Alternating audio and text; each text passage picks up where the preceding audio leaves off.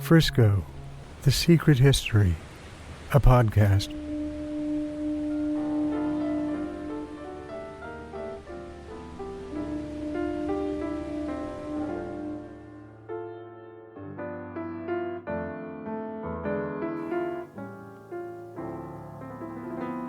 Welcome to Frisco, The Secret History. I'm your host, Knox Bronson. I have a great episode for you today. The story of one of the most notorious madams of the Gold Rush era in San Francisco, Clara Belle Ryan, or Belle Cora, the name she assumed from her paramour gambler, Charles Cora.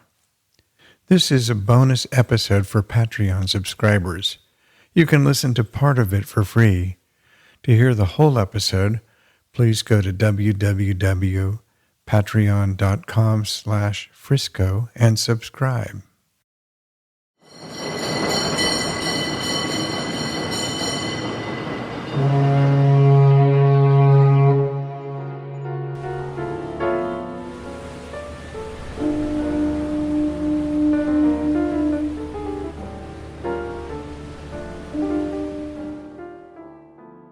We should talk a little about the history of prostitution in San Francisco. As Sally Stanford wrote in her 1966 autobiography, A Lady in the House, about the 1930s in San Francisco, the town was spinning just as lustily as it always had, ever since the first pirate stepped down the gangplank from his ship, looked around, and ordered a passing Indian to bring on the women. I want to mention that I know that it should be Native American, but this is a historical podcast about real people, and it is essential to convey how they actually spoke. Most of the prostitutes in San Francisco in the pre-Gold Rush era were brown-skinned, Native American, Mexican, Chilean, Peruvian, with a contingent of French women who had traveled from a large French colony in Lima, Peru. Riding on these last years of pastoral Yerba Buena, the city's name would not be changed to San Francisco until 1847, a year before California became a state. A young Bostonian, Richard Henry Dana Jr., wrote of Frisco women in his memoir, 2 years before the mast. They dressed to be noticed in gowns of various textures, silks, crepes, calicoes, made after the European style, except for the short sleeves, which left the arms bare, and the loose waists, corsets being not in use. They wore shoes of kid or satin, sashes or belts of bright colors, and almost always a necklace and earrings. These styles prevailed except among the Indian women, who wore very little of anything, and often nothing above the waist. There was a definite social hierarchy, he observed. Complexion, dress, manners, rank, all dependent on one thing: how much Spanish blood flowed through the veins. The fondness for dress among the women is excessive, and is sometimes their ruin. A present of a fine mantle, or of a necklace or a pair of earrings, gains the favor of the greater part. If their husbands do not dress them well enough, they will soon receive presents from others. The women have but little education, and a good deal of beauty, and their morality, of course, is none of the best. Yet the occurrences of infidelity are much less frequent than one would first suppose. If the women have but little virtue, the jealousy of their husbands is extreme, and their revenge deadly and almost certain. A few inches of cold steel have been the punishment of many an unwary man. The difficulties of the attempt are numerous, and the consequences of discovery fatal in the better classes. With the unmarried women, too, great watchfulness is used. The main object of the parents is to marry their daughters well, and to thus a fair name is necessary. The sharp eyes of a dueña and the ready weapons of a father or brother are a protection which the characters of most of them, men and women, render by no means useless, for the very men who would lay down their lives to avenge the dishonor of their own family would risk the same lives to complete the dishonor of another. This is emblematic of Frisco's attitude about prostitution. Permitted, tolerated, but there is a fine line that will not be crossed in terms of acceptance into polite society.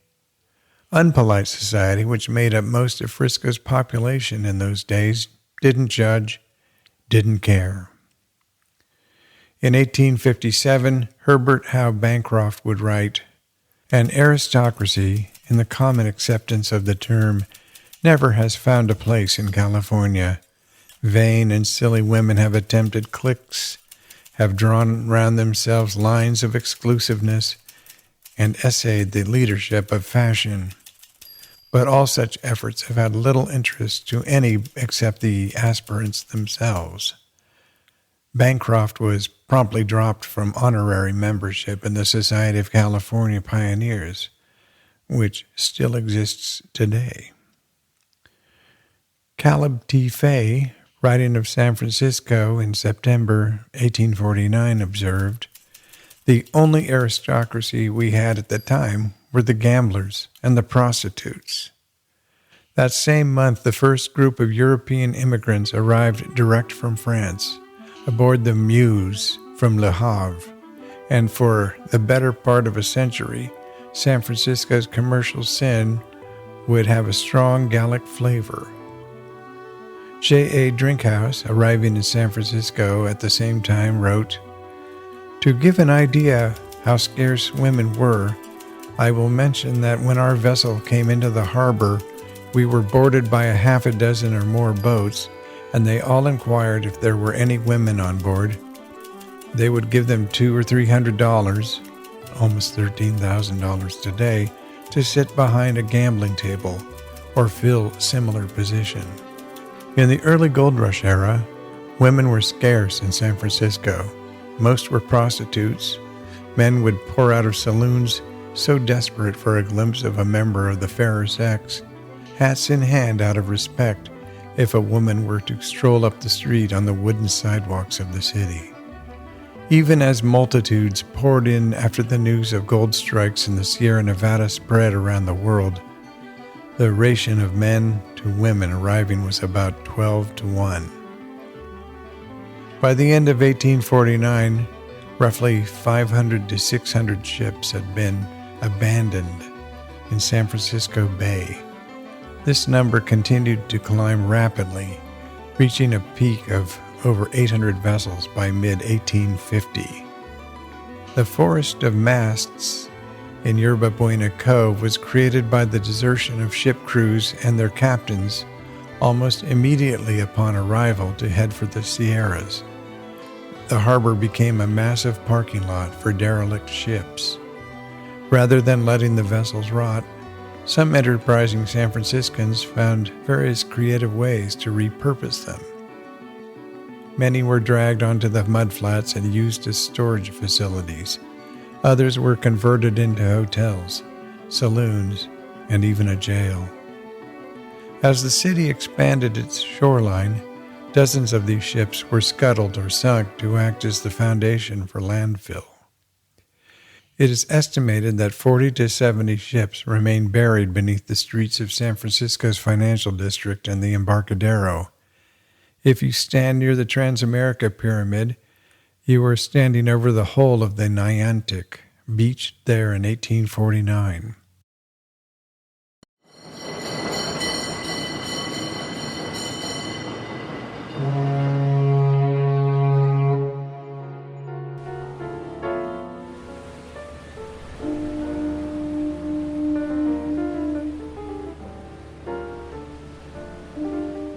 Arabelle Ryan and Charles Cora arrived in San Francisco on December 28, 1849, having sailed on the sidewheeler that departed Panama City on December 5th. It had been an eventful trip. Charles and two of his gambler friends had confronted another gambler on the boat. Charles said, "I know you. You used to run a gambling game in New Orleans and you robbed everybody." The captain intervened and put an end to the ruckus. Charles and his friends had been harassing other passengers since they had crossed the Isthmus of Panama on their way to Panama City. This was the last straw. The captain put them in leg irons until they promised to behave. All the while, Arabelle guarded the $40,000 stake, a little over $2 million today. They were taken to San Francisco to set themselves up in action.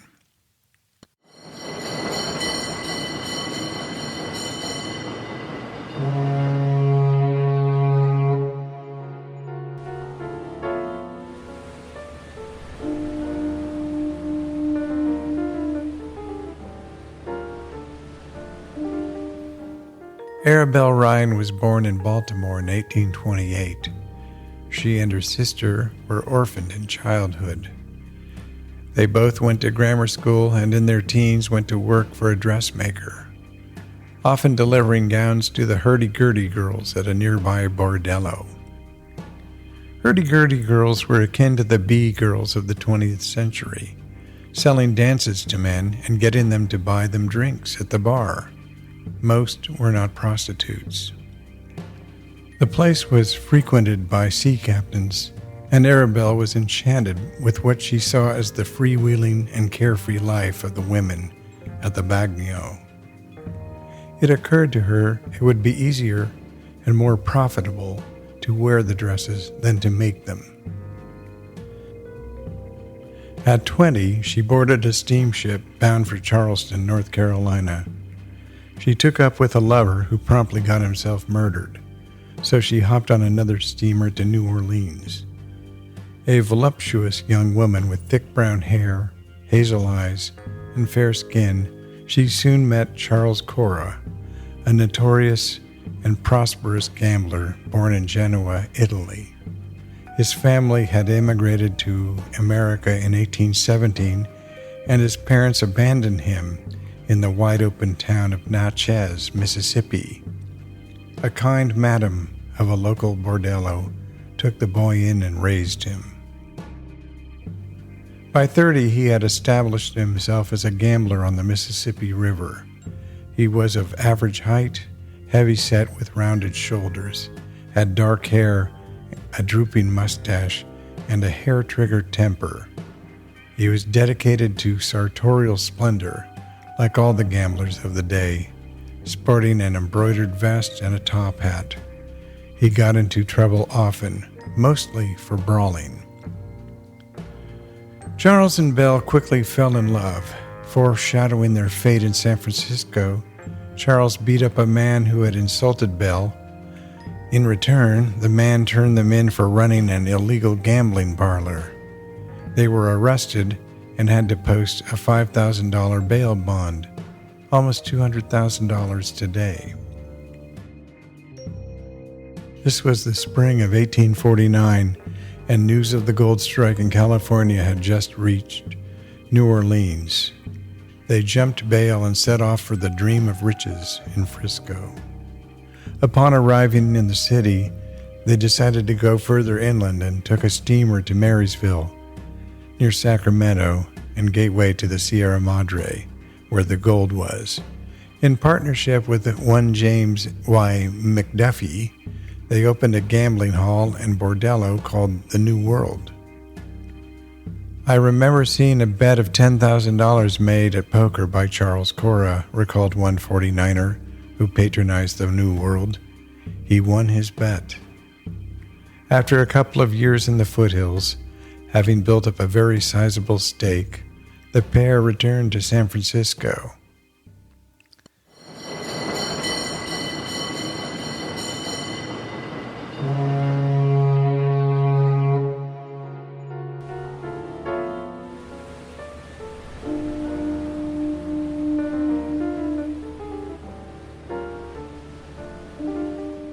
The Annals of San Francisco, written by Frank Soule, John H. Gihon, and James Nisbet, and published in 1855, said this about the burgeoning city. "San Franciscans were fast folk, None were faster in the world. Their rents, interest on money, doings, and profits were all calculated monthly. A month with them was considered equal to a year with other people. In the former short time, men did such deeds, and saw, felt, thought, suffered, and enjoyed as much as would have lasted in over a 12-month period in other lands. But then these were equally men. Giants, rather, the very choice of the cleverest, most adventurous, and hard-working people of America and Europe. California was a hotbed that brought humanity to a rapid, monstrous maturity, like the mammoth vegetables for which it is so celebrated.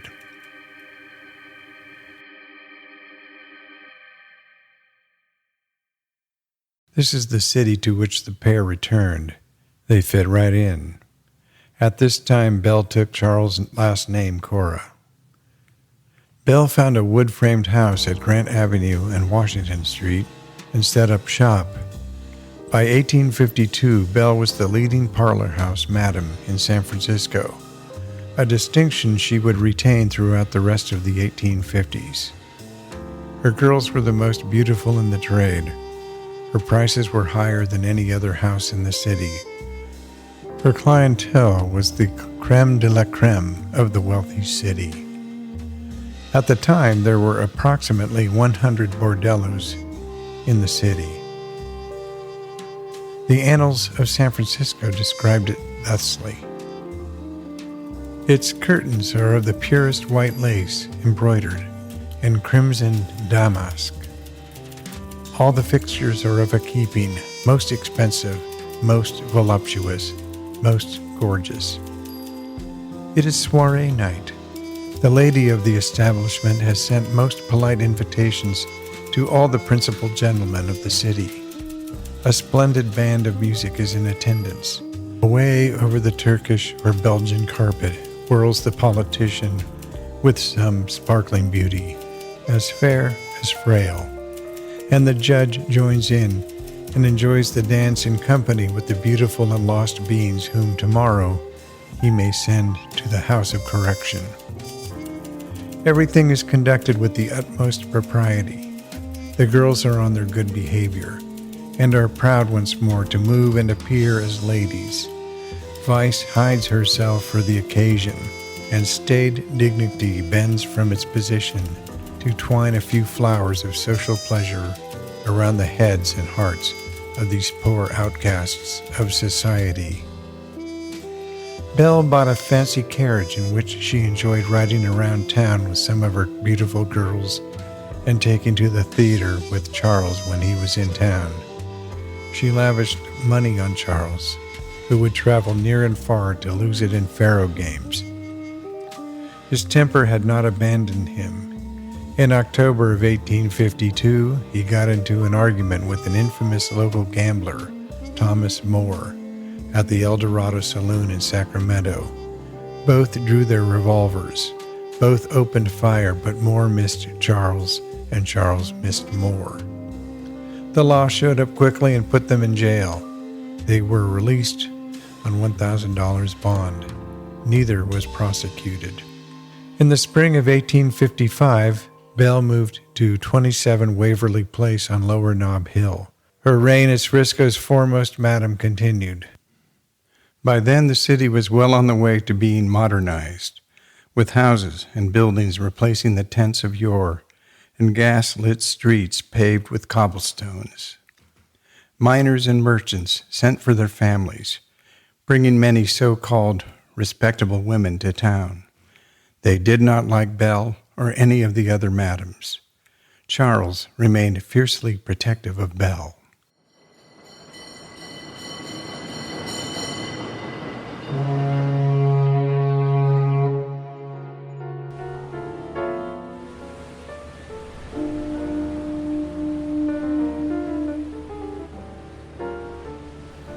Here's where it gets complicated.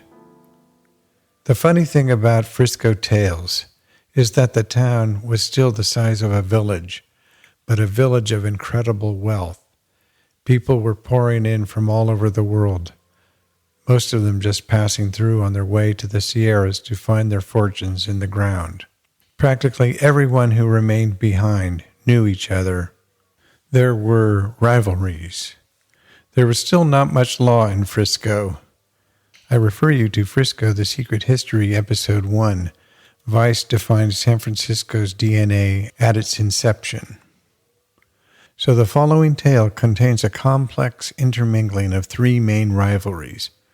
One between gambler Charles Cora and William Richardson, U.S. Marshal for the Northern California Territory.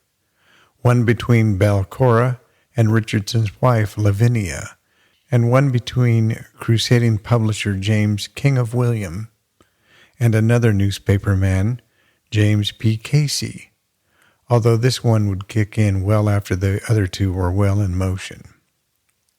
These rivalries would end in 2 murders, 2 hangings, and 2 broken hearts. This is a bonus episode of Frisco, The Secret History. To hear the rest of the story, please join me at http://patreon.com/Frisco and become a patron at the $5 a month tier or higher. All of our main episodes are free, of course. I would very much appreciate your support so I can continue the research, writing, and recording of the episodes. I hope you find them both entertaining and edifying. Thank you.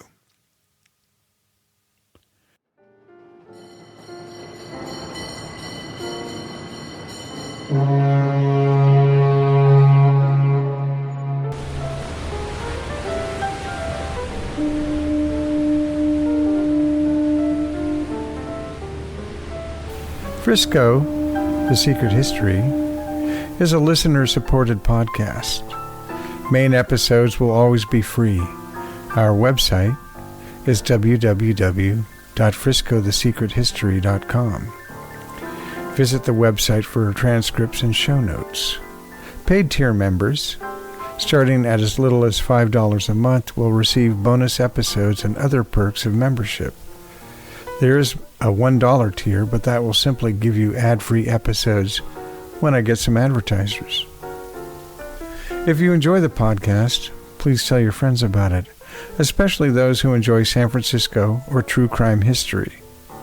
Word of mouth is the absolute best means of promotion for any creative endeavor in this world of algorithms and the ceaseless barrage of ads, notifications, and appeals on every digital platform. If you are aware of some particular aspect of San Francisco history in the 30s and 40s you would like me to research or have a story to tell, please let me know. Once again, I'm your host, Knox Bronson. Thank you for listening. Until next time, please get a little crazy and call it Frisco.